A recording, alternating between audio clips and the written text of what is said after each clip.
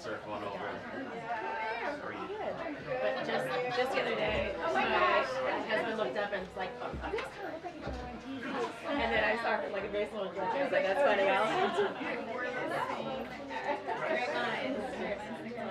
If you put us close together, oh,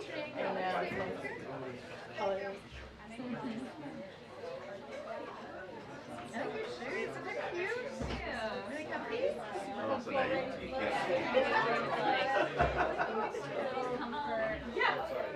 I played basketball last time. The guys are half my age. People are dunking on me. I'm like, they'll set some picks. One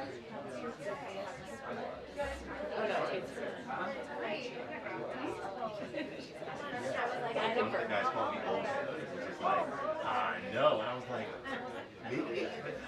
I was more hurt than anything. There's a show? He's like, he showed me pictures of me. I said, oh.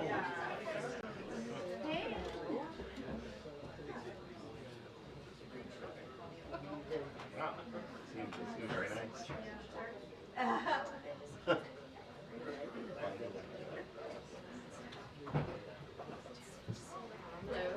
Hello. Hi, everybody. Happy Thursday. People just be messing with this lectern. Okay, so today President Biden announced that he is granting clemency to approximately 1,500 Americans, the largest act in a single day, who have demonstrated remorse and rehabilitation, as well as a strong commitment to making their communities safer. The president is commuting the sentences of 1,500 individuals who were placed on home confinement during the COVID-19 pandemic and who have successfully reintegrated into their families and communities. He's also pardoning 39 individuals who were convicted of 9 non-violent crimes. The Americans receiving relief today include a decorated military veteran, a nurse who has led response for a number of natural disasters, and an addiction counselor who volunteers his time to help young people. That's just to name a few. Today's actions build on the president's record of criminal justice reform to help reunite families, strengthen communities, and reintegrate individuals back into society. The president has issued more sentence commutations at this point in his presidency than any of his recent predecessors at the same point in their first terms. He's also the first president ever to issue categorical pardons to individuals convicted of simple use and possession of marijuana, and to former LGBTQI plus service members convicted because of their sexual orientation. As the president has said before, America was founded on the premise of second chances. For far too long, our criminal justice system has closed doors of opportunity for too many people who should have the chance to once again participate in daily life and contribute to their communities. And as the president said in his statement, he will take more steps in the weeks ahead. He and his team will continue reviewing clemency petitions to advance equal justice under the law, promote public safety, support rehab and reentry, and provide meaningful second chances. And with that, I have my colleague here from the National Security Council, Admiral Kirby, to talk about foreign policy news of the day.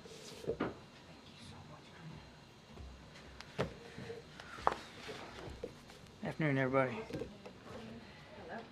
Sorry? We're just saying hello, sir.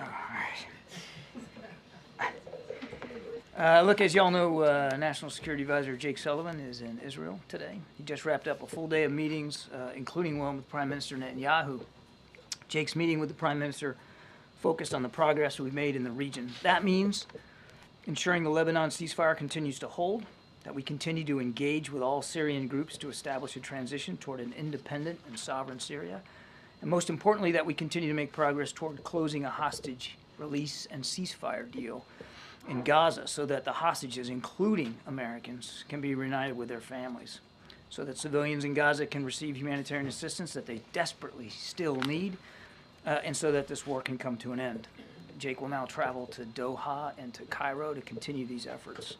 His travel, of course, coincides with that of Secretary Blinken, who is traveling to Jordan and Turkey, making clear our commitment to a Syrian-led transition process so that the Syrian people and their aspirations can be realized. The President is being regularly briefed on all these meetings and remains in close touch with his national security team as the situation in Syria continues to develop, and it does continue to develop. Tomorrow, he's going to speak virtually with his fellow G7 leaders. They will discuss a range of issues: our shared support to Ukraine, which comes, of course, after the United States dispersed $20 billion to a new World Bank fund that will provide economic support for Ukraine as part of the $50 billion G7 Extraordinary Revenue Acceleration Loan effort. And that, of course, I think, as you all know, leverages income earned from frozen Russian sovereign assets and increasingly puts the cost of war on Russia with no burden to the taxpayer here in the United States. We're going to continue to explore ways to make maximum use of those assets, by the way. And I'd note that also today the President approved a new security assistance package for Ukraine that will provide them with additional air defense, artillery, drones, and armored vehicles. It's the 72nd such drawdown package announced by the United States, and as the President made clear, we're going to continue to provide additional packages right up to the end of this administration. I think G7 leaders can also be expected to discuss ongoing developments in the Middle East, of course, how we're helping Israel defend itself against active threats, and how we're all working towards that Syrian-led process we talked about. Now, I'd also be remiss if I didn't just take a moment to highlight an important milestone in our efforts to keep faith with Afghan allies. As of today, the State Department has issued 76,000 special immigrant visas for Afghan partners and their families, surpassing the number of SIVs issued by all previous administrations combined since the program began back in 2009. They did this by surging staff, by leveraging new technology, by consolidating some cumbersome processing steps, and working hard to verify in better ways applicants' employment status. And of course, we've requested from Congress more visa numbers so that we can continue to do that. Now, finally, I just want to add a few comments on the reports of drone activity here on the East Coast, particularly in and around New Jersey. We have no evidence at this time that the reported drone sightings pose a national security or a public safety threat, or have a foreign nexus. The Department of Homeland Security and the FBI are investigating these sightings, and they're working closely with state and local law enforcement to provide resources using numerous detection methods to better understand their origin. Using very sophisticated electronic detection technologies provided by federal authorities, we have not been able to, and neither have state or local law enforcement authorities, corroborate any of the reported visual sightings. To the contrary, upon review of available imagery, it appears that many of the reported sightings are actually manned aircraft that are being operated lawfully. The United States Coast Guard is providing support to the state of New Jersey and has confirmed that there is no evidence of any foreign-based involvement from coastal vessels. And importantly, there are no reported or confirmed drone sightings in any restricted airspace. Now, that said, we certainly take seriously the threat that can be posed by unmanned aircraft systems, which is why law enforcement and other agencies continue to support New Jersey and investigate the reports, even though they have uncovered no malicious activity or intent at this particular stage. While there is no known malicious activity occurring, the reported sightings there do, however, highlight a gap in authorities. And so we urge Congress to pass important legislation that will extend and expand existing counter-drone authorities so that we are better prepared to identify and mitigate any potential threats to airports or other critical infrastructure, and so that state and local authorities are provided all the tools that they need to respond to such threats as well. Now, tomorrow, there's a little thing called the Army-Navy game. We wish both sides a good game. We thank them for their service now, of course, at these service academies, and for their service in the future. We don't officially take sides here at the National Security Council, but go Navy, beat Army. Thank you, Admiral. Good luck. What is the White House reaction to President Xi being invited to President-elect Trump's inauguration next month? Well, it's going to be up to President-elect Trump to decide who's going to sit with him there at the inauguration, who's going to be there.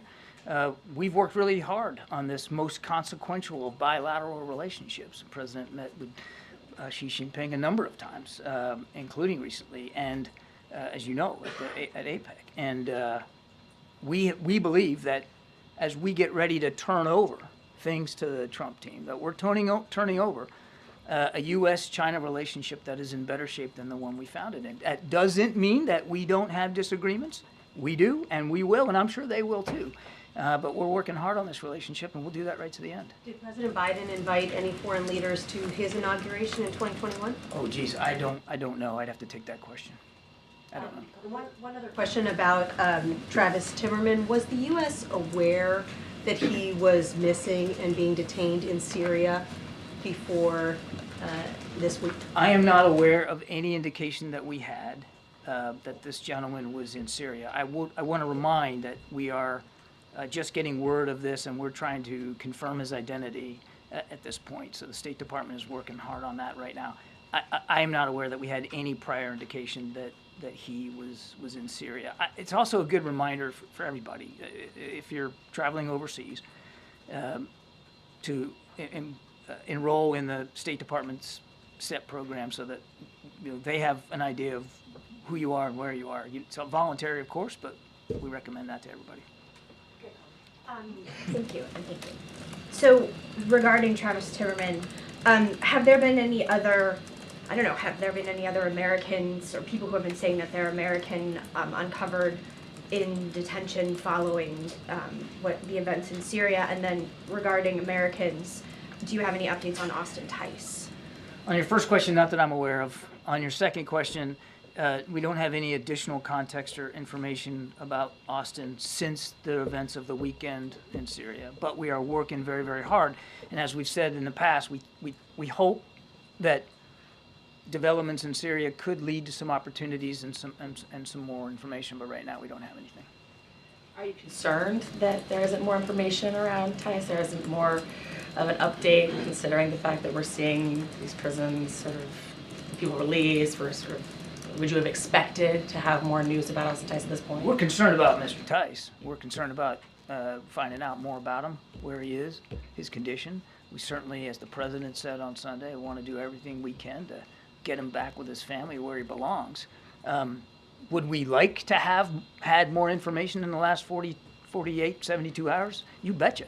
And we're working hard. We're in touch with interlocutors and counterparts in and outside Syria to try to get as much information as we can, but I don't have anything additional to report to you today. And just following up on the news that President-elect Trump's press secretary confirmed that she was invited. You yourself have talked about wanting a competitive relationship that doesn't have conflict, like you said, a better relationship now than 4 years ago with China.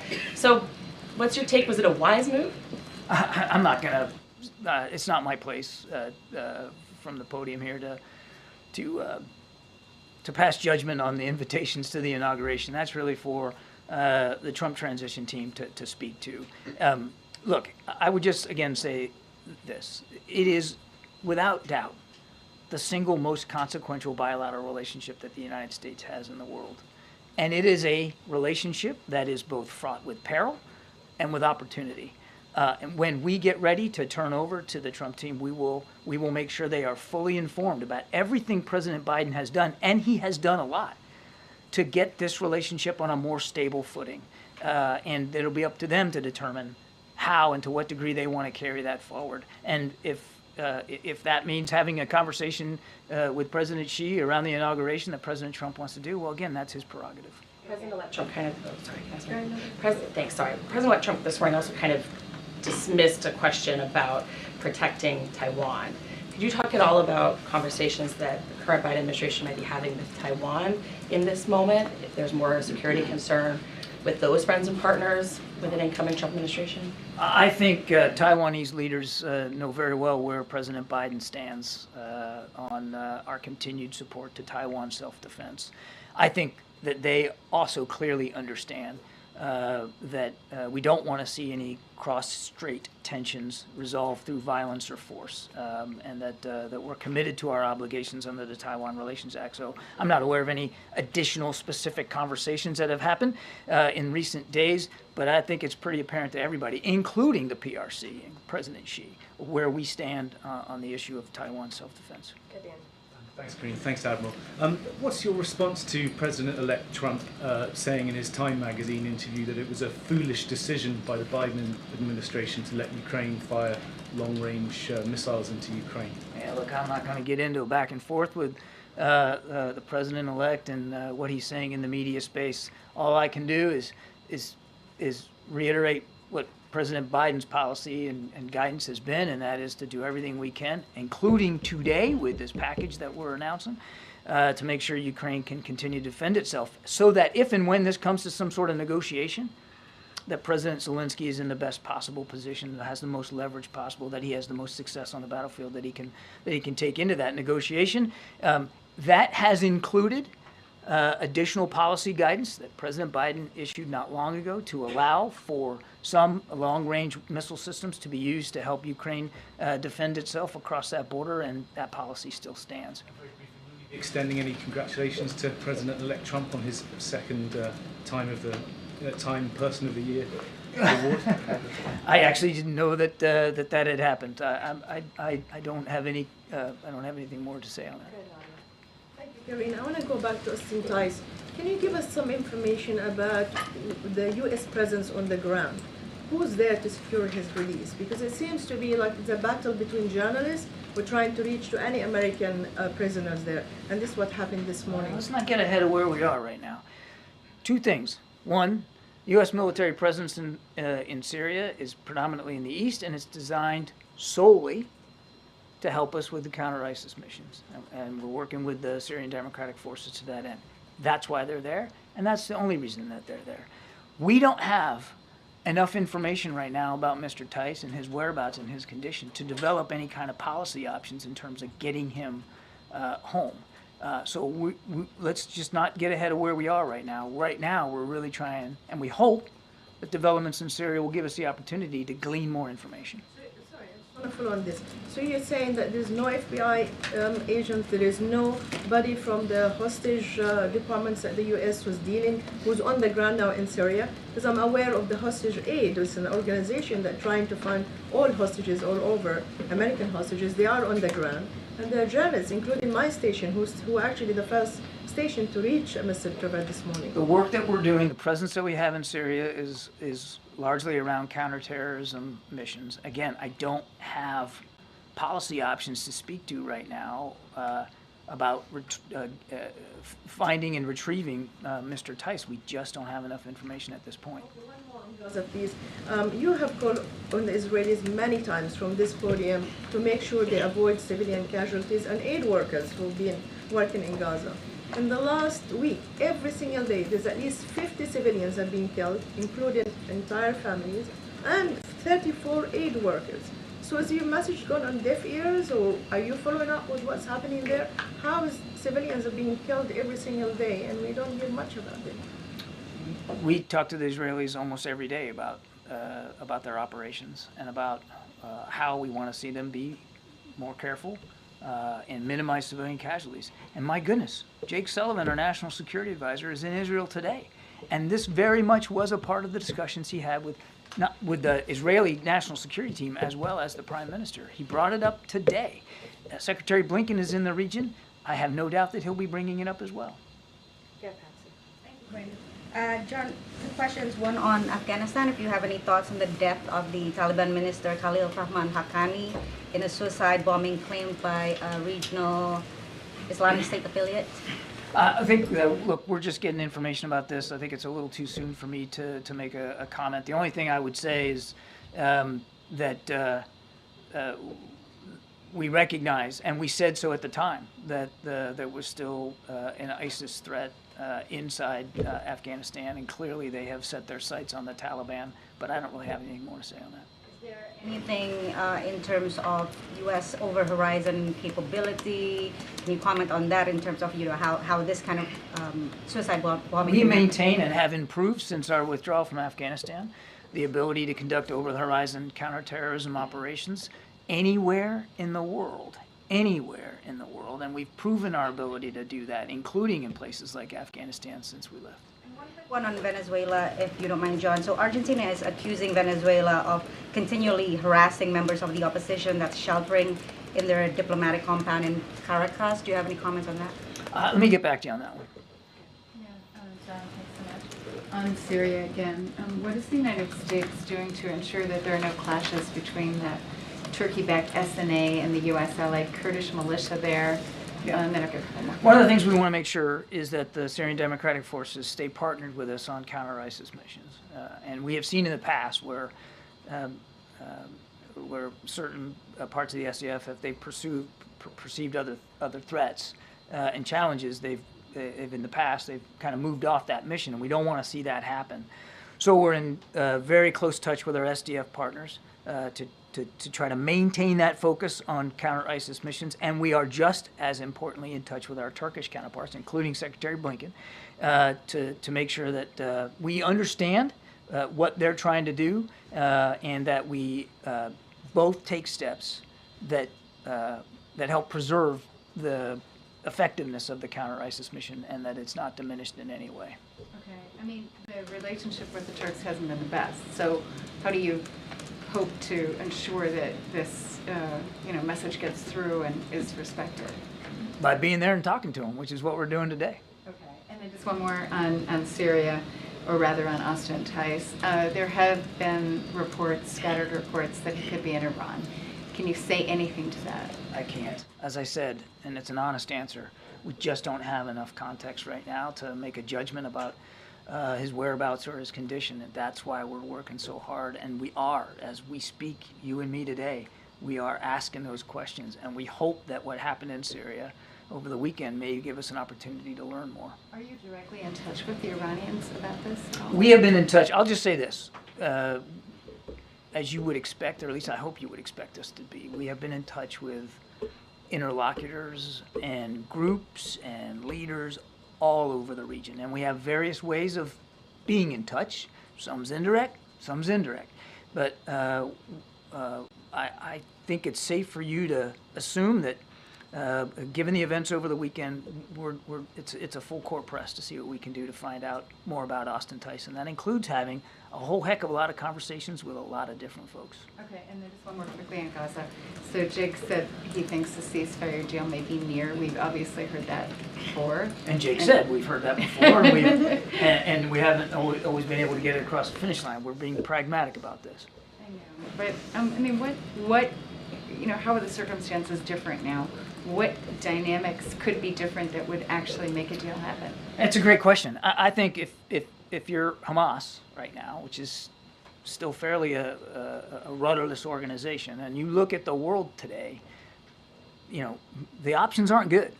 Your military capabilities have been all but decimated. Your main leader is gone. The leader of your buddy Hezbollah, he's gone. Nasrallah is gone. Hezbollah is now in a ceasefire arrangement, which is still holding with Israel. And Iran is not coming to the rescue. There is no cavalry for Hamas right now. So this is the time, and I think that's what Jake was alluding to. There has been an awful lot of pressure put on anybody who is supporting Hamas. And now, given where they are and how weakened they are, this is the moment to make this deal. And that's why I think Jake believes that we're getting close. I mean, this is a great opportunity right now to do it. Thank you, Karine. Just to follow on Gaza, in those comments in Jerusalem earlier today, Jake Sullivan said that the posture of both Prime Minister Netanyahu to do a deal and the posture of Hamas at the negotiating table in the wake of the ceasefire between Israel and Lebanon had changed favorably toward a deal. I'm just wondering if you could elaborate a little bit more on that dynamic and what he's referencing there. Well, it's kind of my answer to Andrea. I mean, the situation for Hamas has radically changed, particularly because of what's happened. And I would add, one thing I didn't add was events in Syria, because now Assad's gone. And who was Assad's main backer? Iran. Iran was not only unwilling, but unable to come to Assad's rescue. It's just more proof, or should be more proof, to Hamas leaders that there is, as I said, no cavalry coming to the rescue. So they're at a moment of weakness and desperation. This is the time to make this deal and move forward on it. Now, whether they'll do it or not, as Jake said, we can't be certain. But we believe there's an opportunity here, a moment, and that's why Jake's in the region. On Syria, the U.S. has stated that one of its primary goals is to make sure that ISIS does not reconstitute there. in the days since the Assad regime has fallen, have you seen any information or any intelligence about cells or larger groups that are trying to exploit this opening? I'm not going to get into too much on the intel side. I'll just tell you that we're watching this real closely, and that is a risk, that is a worry, that ISIS, I mean, this is a group that loves ungoverned space, and you can expect, we have to expect, that they're going to look at what's happening here with the fall of Assad, and now Russia or Iran not coming to the rescue, Russia now also not coming to the rescue, and Russia's worried about their own presence in Syria and how that's going to look. You would expect that a group like ISIS would try to exploit that. So we're watching it closely. I don't have any, again, additional intelligence indicators to speak to today, but it is something we're laser focused on. And then just broadly on foreign policy, there is only one president at a time, but we've seen the president-elect wade into his preference for what the U.S. does or doesn't do in Syria, the U.S. approach to Ukraine, to the Middle East, and now the transition is also, as you guys have said, working hand in glove as you push for a ceasefire in the region there. He's also inviting world leaders to inauguration. Is this having an impact on your foreign policy? No. But I want to go back to your first question, though. The other thing I want to stress on this ISIS thing is that is why, and the president said this Sunday, the concerns about ISIS is exactly why that mission in Syria, the U.S. military mission, and the partnership with the SDF is so important, and why we want to see it continue. Two questions, one on Bangladesh, then on India. On Bangladesh, over the past few weeks, several Hindu American groups across the country have been holding protest march, one outside the White House over the weekend. They're protesting against the continued killings of Hindus and the temples in Bangladesh after the fall of Sheikh Hasina government. Is the president aware about it? Did he raise this issue when he met his friend and the interim government chief, Muhammad Yunus, on the sidelines of the UN? We're watching this very, very closely, and the president's following events closely as well. The security situation in Bangladesh has been difficult following the ouster of the former prime minister, and we've been working closely with the interim government to enhance the capability of their law enforcement and security services to deal with the challenge. We've been very clear in our engagement with all Bangladeshi leaders that protection of religious and ethnic minorities is absolutely critical, and the leaders of the interim government have repeatedly committed to providing security to all Bangladeshis, regardless of religion or ethnicity. We want to hold them to that. India, as the president concludes his 4-year term, what do you think are the key achievements of India-U.S. relationship? The president is very proud of the way in which our bilateral relationship with India has transformed during his administration. I mean, we've elevated the Quad now, the Indo-Pacific Quad. I don't know how many meetings he's had now inside the Quad and bilaterally with the Prime Minister. There's an awful lot in our relationship that has improved military-to-military communication and defense security partnerships there in India and in the Indo-Pacific writ large, people-to-people ties, economic ties. I mean, there's been an awful lot. Follow up on India. You mentioned about Quad. What is President's expectations from the coming administration on Quad and other IMEC? That's going to be up to the incoming administration. It's going to be up to them to determine how they leverage the Indo-Pacific Quad. We can only speak to the ways President Biden has. The bipartisan support to the India-US relationship. Do I expect? India-US relationship has been a bipartisan support, right? Both the sides have supported. I don't see anything in the future which would indicate a change in that. There has been strong bipartisan support for growing this bilateral relationship, and I would expect that will continue. Hey, John. Oh, yeah. President-elect Trump last night named a new director for the Voice of America, Carrie Lake. Do you think that the president has the authority to name a new director of that news group? I understand that there's. I actually don't. You know what? I think I should take the question because I don't understand enough about the process there to really weigh in on that. So why don't we take that question? Can you just react generally to the fact that this is a nonpartisan agency and Carrie Lake is someone who just ran a Senate campaign? Just any reaction to the fact that I'm just not going to get into casting judgments on names that the president-elect is putting forward for various jobs. That is for him and his team to speak to. What I can tell you, President Biden and this entire administration, and that includes me personally, great respect for Voice of America and the work that they do here and around the world. We respect that. They have an editorial independence, which I think is absolutely vital for them to be able to do their job credibly. If you're going to have a name Voice of America on your bumper sticker, then you can expect that certain people around the world may look askance at that. But the fact that they are editorially independent and do good, solid reporting on their own, I think speaks volumes about how valuable they are to making sure that the proper news and context and information gets to audiences around the world. I'm very proud of them. Hi, thanks, Karine. Thanks, John. At the top of your remarks, you talked about the administration's commitment to an independent and sovereign Syria.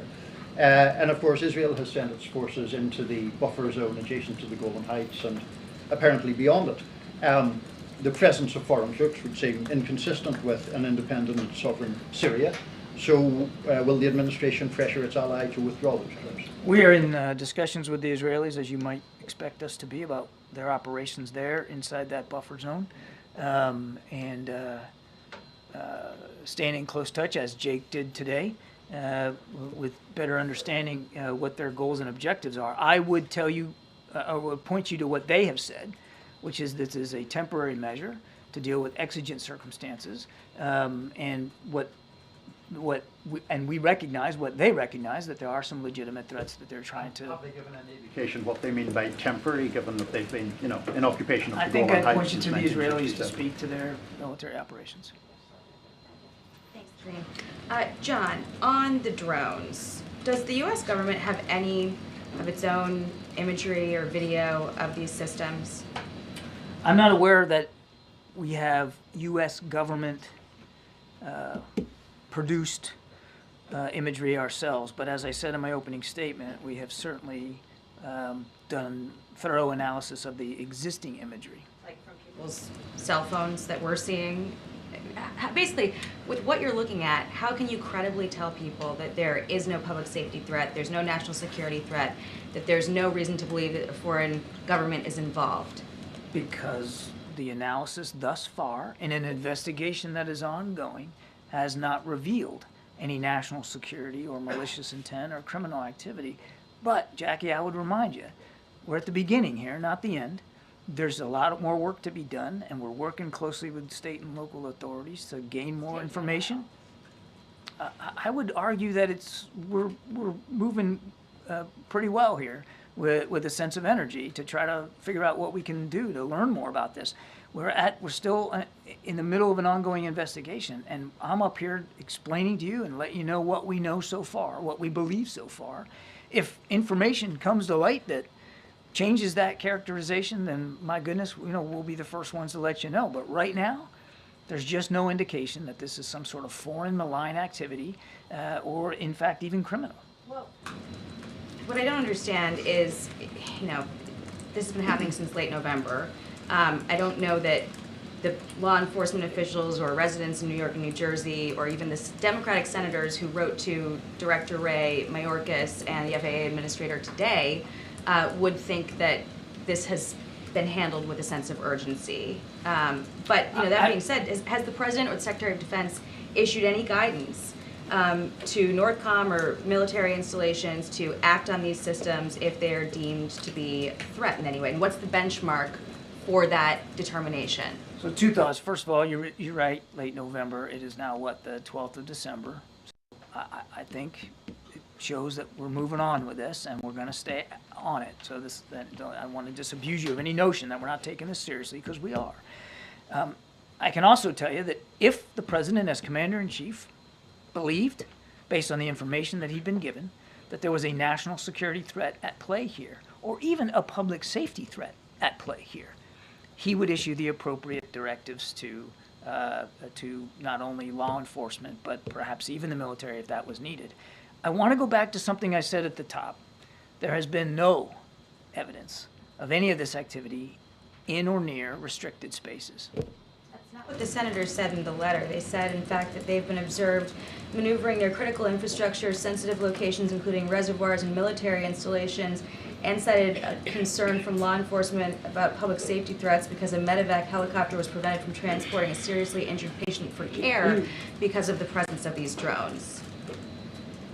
I stand by my opening statement. Can you make that make more sense? Because I think people in New York and New Jersey see drones the size of an SUV over their house every night and think that that doesn't make any sense. Certainly I understand why people would be looking at this and being concerned about it. We're concerned about it too, which is why we have the Department of Homeland Security and the FBI, my goodness, looking at this. And we're taking it seriously. We understand that people are concerned. We understand that they got questions. We got questions too. And we're working hard to get the answers to that. What I can tell you as we sit here today, at 2:16 in the afternoon on the 12th, is we haven't seen any indication thus far that there's a public safety risk, and we haven't seen. Does the government know what they are? We are still investigating this. I can't tell you definitively. I cannot characterize for you definitively what these sightings are. I can just go back to what I said at the opening. We've looked at the imagery. We can't corroborate some of the reported sightings through our own expert analysis using sophisticated detection techniques, but that doesn't mean that, we're putting our pen down here this afternoon and calling it a day. We're going to keep at this. What are you doing though? We are continuing to investigate it, as I said in my opening statement, 2 federal agencies, as well as the United States Coast Guard, and state and local law enforcement officials, which we are staying in close touch with. Picking up on drones, has it reached a level, or is there a level determined by which the president or the administration, more directly, would prohibit any use of the airspace, since it is regulated, for drones for a period of time to try to figure out who they are and to remove this anxiety that people in the Northeast are feeling? I don't know that we're at a stage right now where we're considering that sort of a policy option. But I can tell you that we're going to keep an open mind here. And I think we're going to, whatever policy options we determine are appropriate will be informed by the investigation. And thus far, in this early stage of the investigation, there's just no national security threat that we see and no public safety risk. So again, you want to be careful that you don't you don't jump to conclusions and you don't jump to policy options that may not be appropriate at this particular stage. But we'll obviously see where it goes, and we'll be informed by investigators. One other topic, with Jake in Israel and issues related to Ukraine and Russia, the Middle East and so forth. With 40 days to go, do you feel that the Biden foreign policy team is in a cooperate with a very vocal president-elect who is talking about these issues to achieve the aims that you have, or do you view it as this is really your negotiation to have, whether it's in Israel, whether it's with Ukraine? Is it coordination, competition? How would you describe? I would say consultation. We are keeping the incoming Trump team fully aware and read in of not only what we're doing, but what we're thinking about doing, so that there's nothing they should see in the public domain, nothing I'm saying here, nothing Jake said in Israel, that would surprise them, that we're keeping them fully informed. And has the president or members of this administration asked the president-elect to pull back from public statements or phone calls or anything that might impinge on what you're trying to do? Not that I'm aware of. Final question. What do you make of reports that were out today that Austin Tice was seen alive in a prison in Damascus in 2022? I think I've answered this before. I just don't have, I've seen that press reporting. I don't have any information to verify that reporting, and I certainly don't have anything today that gives us a sense of his whereabouts right now. I'm asking though because the Israelis bombed that facility over the weekend, and so I'm wondering if there are any conversations with the Israelis about, maybe avoiding targets where Austin Tice or other prisoners might be held. We're, as I said earlier, it's a full court press to get more information about Austin, and we are actively in touch with interlocutors and counterparts throughout the region, and that includes Israel. Okay. Thank you so much. Thank you, Karine. Thank you, John. Thank you,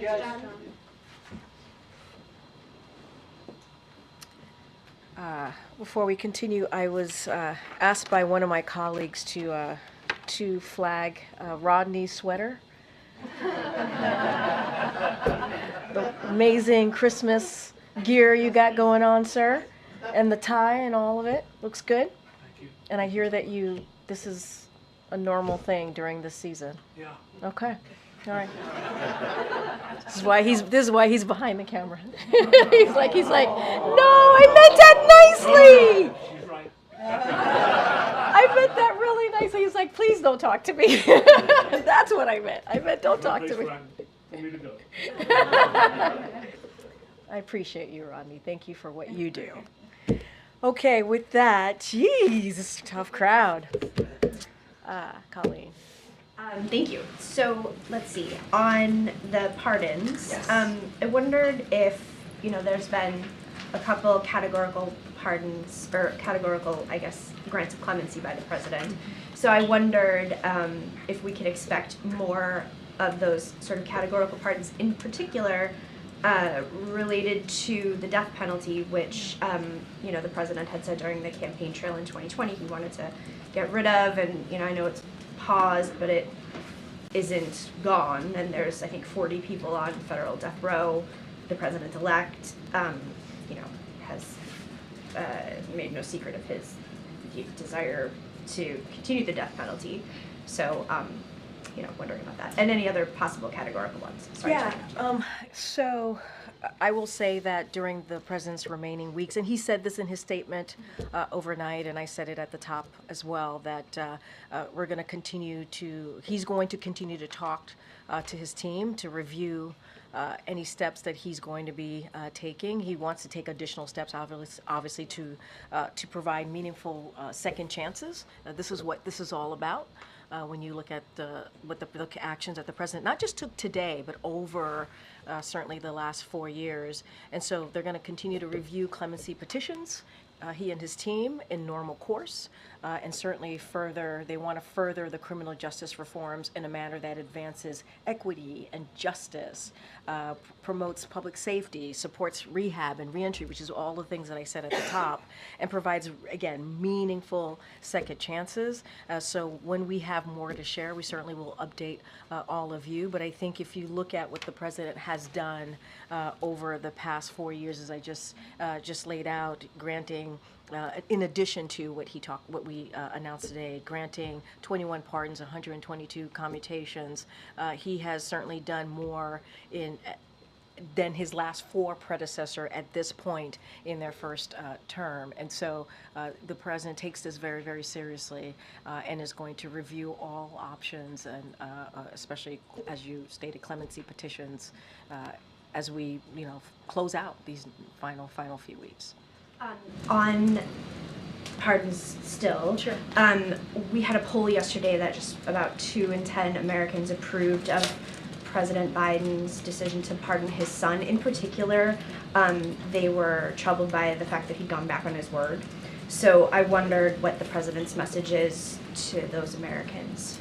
I mean, I just go back to his statement that he put out 12 days ago, I think now, that Sunday. And I think that last paragraph where he talks really, truly directly to the American people about this decision that he's made, obviously as president, as a father. But I would say more broadly, legal experts, you've heard me say this, you've heard from legal experts, specifically and analysts, former U.S. attorneys from across the country who have said, and they have all agreed, no one would be criminally prosecuted with felony offenses with these facts, the underlying facts that we have certainly have gone back and forth on. And I have quoted many times, and I'll do this again, the former Attorney General Eric Holder, who said no U.S. attorney would have charged this case given the underlying facts. Had his name been Joe Smith, the resolution would have been fundamentally and more fairly a declination, pardon warranted.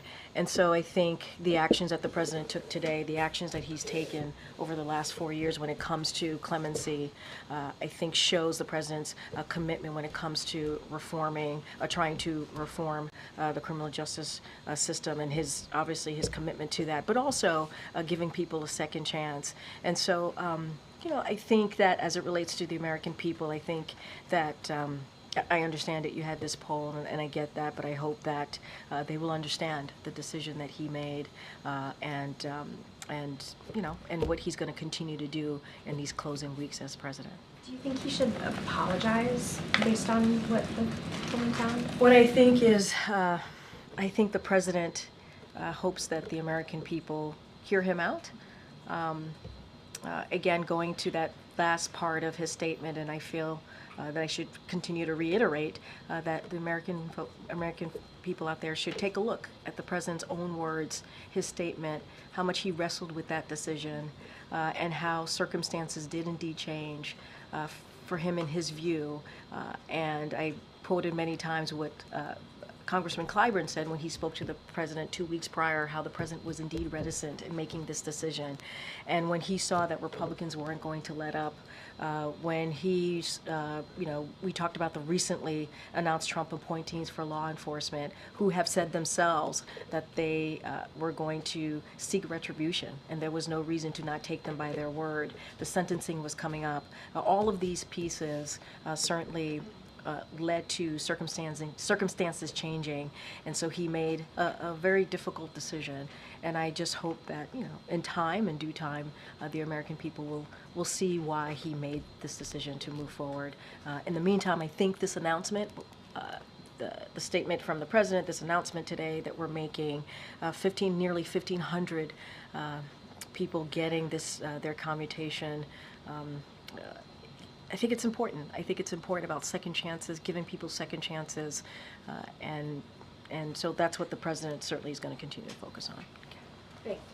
Different than commuting a sentence, though, or pardoning someone who's been convicted of a crime. There was conversation at one point about the idea of preemptive pardons for someone who hasn't been convicted yet, but who might be a target of the incoming Trump administration. Is that still on the table? I'm not going to get ahead of the president. As I said, we'll have more. The president will have more to announce over the upcoming weeks as we close out our time here. I'm not going to get into the president's thinking.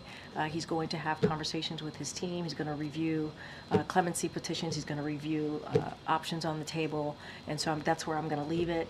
And I think 1,500 individuals, as you all know, who were placed on home confinement during the COVID-19 pandemic, and who have successfully reintegrated into their families and communities, and also pardoning 39 individuals, is a big deal. I think it's important to those individuals and their families and their communities. As I've said, they've reintegrated into those really important pieces of their lives. And I think that's really important. And just building on what the president has done over the past 4 years. And I think today, I think it's a good day for many of those folks who deserve that second chance and who have proven to be able to take that on.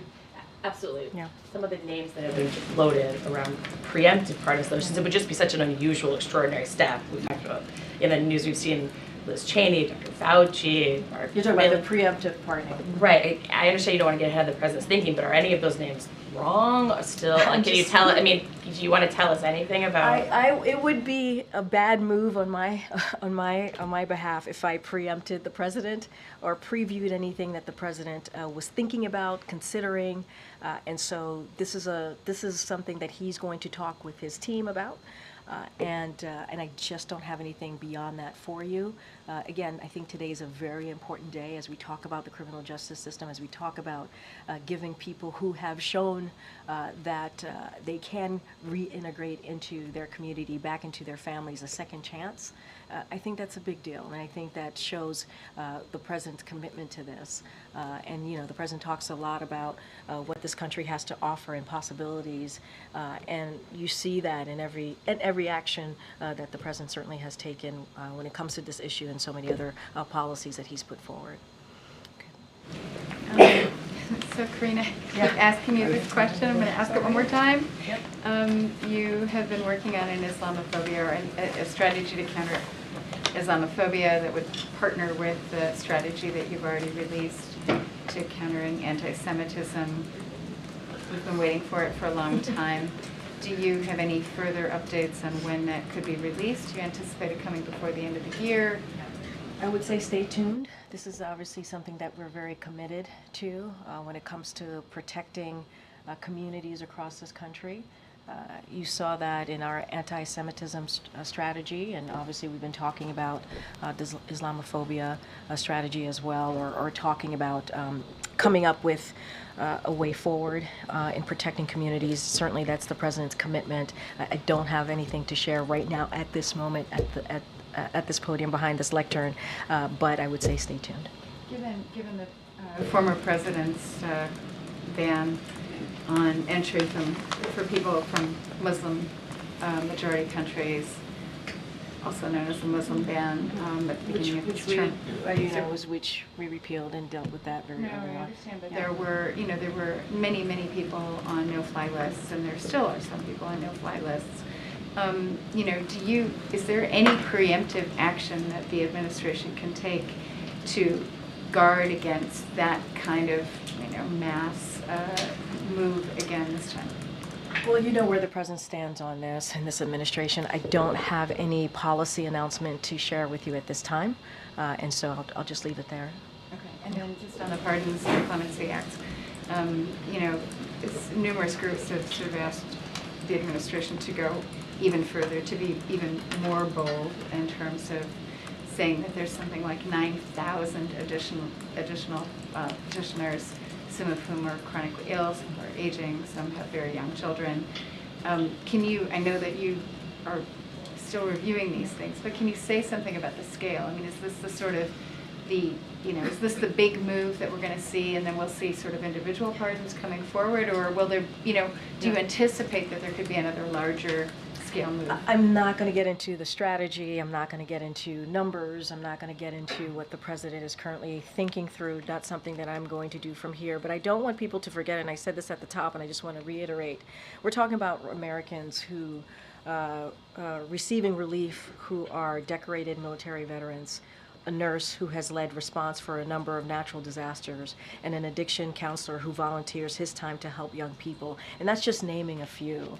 And so that is important to note, because these are the folks that we're talking about, who are, again, reintegrating back into their communities in a way that's effective, in a way that's incredibly important, giving them second chances.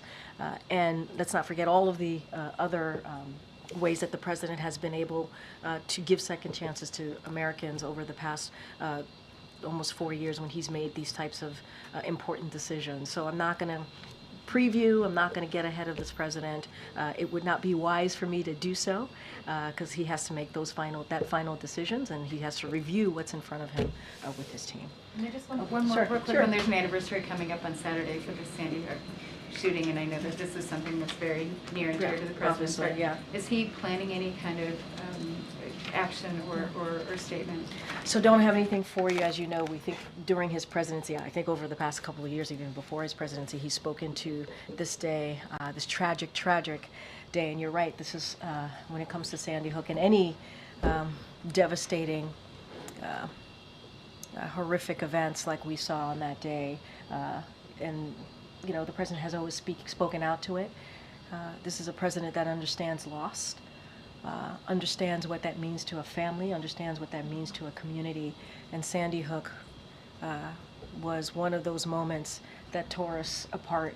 I think if you think about that moment, and I think if you are just a human, and you remember that day, it is a heartbreaking moment. And obviously our hearts go out to the families and certainly their loved ones who are still dealing with, every year, dealing with a difficult moment, a difficult anniversary. And so I know the president thinks about them almost every day. And I don't have anything to read out to you on how we're going to be acknowledging that day, but I'm sure you'll be continuing to hear from this president. Okay. Thank you. You talk about the clemency actions as historic, the big deal, as you called them earlier, and the real relief that is being brought to human individuals by the actions the president has taken. So in terms of sequencing, how did he come to the decision to pardon his son before these individuals? So I think we've gone back and forth on how he made that decision. The president obviously put, as I said, the president put a statement out 12 days ago, made that decision over that weekend.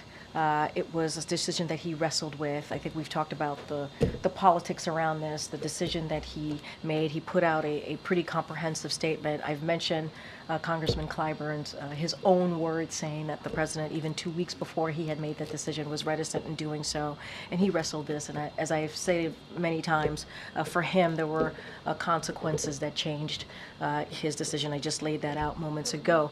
With this action pending for thousands of individuals, why not bring the relief to them Well, before? I mean, and I was about to get to announcement your on question. This is, what you see today, that was far from this being his first, right? I think we can't forget that, his first pardon or act of clemency. He has issued more, we cannot forget this, more sentence commutations at this point in his presidency than any other recent predecessors at the same point of their first term. And I talked about what he was able to do in April when he issued historic categorical pardons as well to address marijuana possession convictions and military convictions in the LGBTQ plus community. These are actions that this president has taken. And again, today is historic, but he has been taking these types of actions for some time now. This is far from the first pardon that the president has taken. We've gone back and forth. I've laid out what the president's thinking. He has talked about it directly in a statement in his own voice to all of you about 12 days ago. And so I don't have anything beyond that, but we can't look at today as being only the first action that he's taken. He's taken many actions to try and deal with giving an opportunity to people who have shown that they deserve a second chance, giving them opportunity to have that second chance. Anita Dunn, who was for a very long time the senior-most communications aide here at the White House, has been very critical of the president's decision to pardon his son. She called it extraordinarily bad timing. She said it was clear that the White House was not part of this process. And she called the president's rationale an attack on the judicial system. She goes, "The argument is one that I think many observers are concerned about. A president who ran to restore the rule of law, who has upheld the rule of law, who has really defended the rule of law," kind of saying, well, maybe not right now. How would you respond to that? I will respond in this way. She also agreed that Hunter Biden, and I quote, absolutely deserved a pardon. The deserved a pardon is her own words. So she supported that action. And I don't want to take away the record that the president has made on providing the most individual commutations in a single day, and I think that matters. And he'll certainly have more news to share in this area, in the clemency space, obviously, in the near future, and we'll have more to share and certainly more to speak to. Was she right that the White House was boxed out of the process? What I can say is that I would obviously continue to refer you to the president's statement 12 days ago. He laid out his thought process, I think, in a very comprehensive way.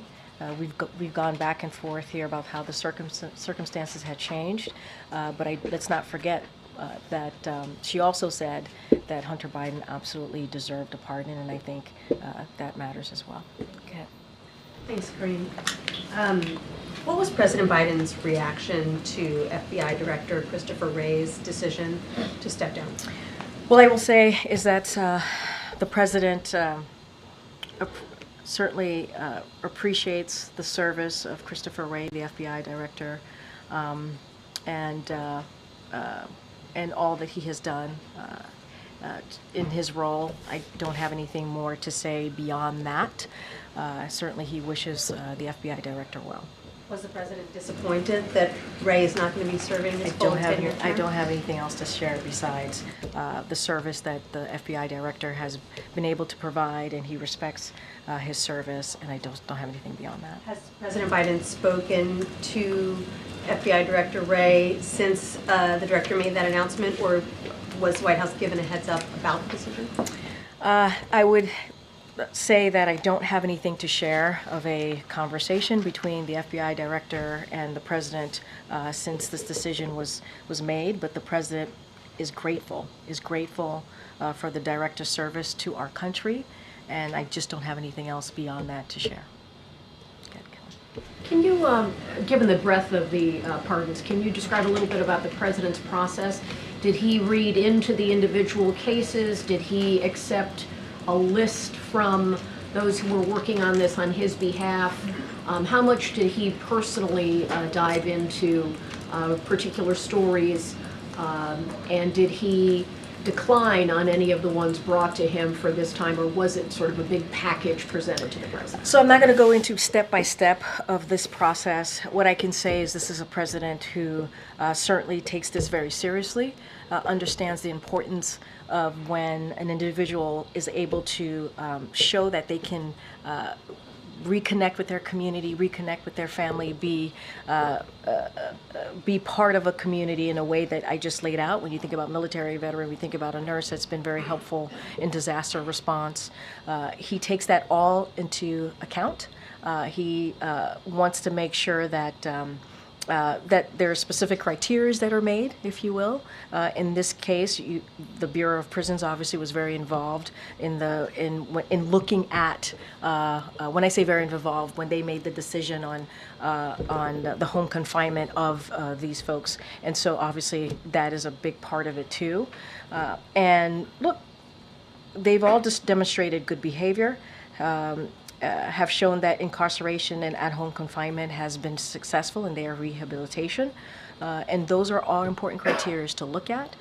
But this is something, obviously, his team reviews. It's presented to the president. He makes this decision on how to move forward. I'm not going to get into the nitty-gritty, but these are important facts that I just laid out to certainly look at when you think about getting back into the community and showing that it is meaningful to get that second chance because what these individuals have been able to do. Got Annie. Thanks, Karine. On the pardons today, can you say whether the president has signed all of the paperwork and it's completely finalized, the signature on it? Well, my assumption is that this is ready to go since we made the announcement and that we've announced it obviously overnight. And so this is ready to go and we're moving forward. We wouldn't have made this announcement if we weren't. And so that's what I could speak to. This is something that the president has decided on and we're taking certainly the steps to make this happen.